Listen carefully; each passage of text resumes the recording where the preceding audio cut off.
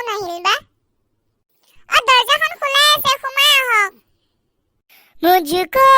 पहचान लो मैं हूँ डॉन डॉन डॉन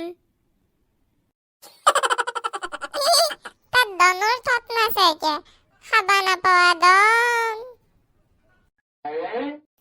দেৱে হব দি ইমান ঠাট্টা কৰবা নালগে বইবা নাদা নেকি মানুহ ঘৰত আহিছে দেখা নাই দে দে ব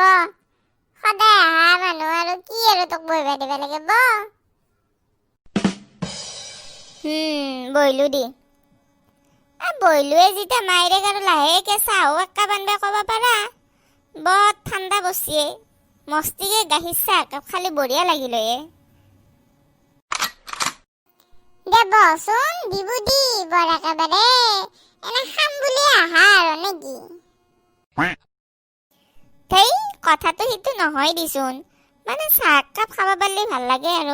আৰু মাইৰে হাতৰ চাহ একাপো বৰ সোধৱে নহয় সেইকাৰণে কৈছো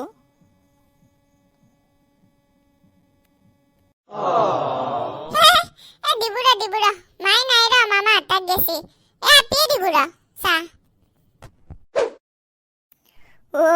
বেটা সেইকাৰণে তই আজি একেবাৰে ঠাণ্ডা বতৰ পাই ঘৰৰ ভিতৰত সেইটো টানি আছা মই দেখি কাহাৰ কৰি থৈছে নাই এনে একবাৰ আৰু মানে কি এনে একবাৰ ঠাণ্ডা বস্তি চাহ খাব লাগে পকৰি খাব লাগে ঘুগনি খাব লাগে ধাই এসোপা ৰংবা খাই নে তই যি মাইৰে নহলি মনে মনে এইগিলাখান খা ঠাণ্ডা বস্তি বুলি বাহানা কৰি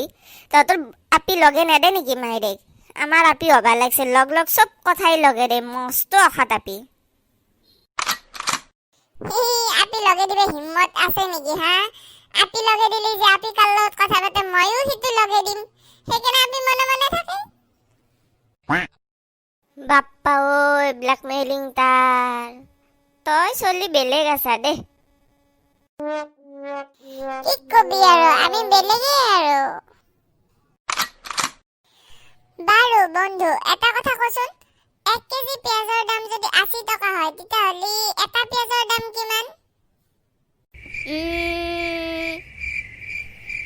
নাজানো তই একো নাজানা 1 টকাও নপৰিল হে কেনেকে 1 টকাও নপৰিল কাৰণ পিয়াজটো পচা আছিল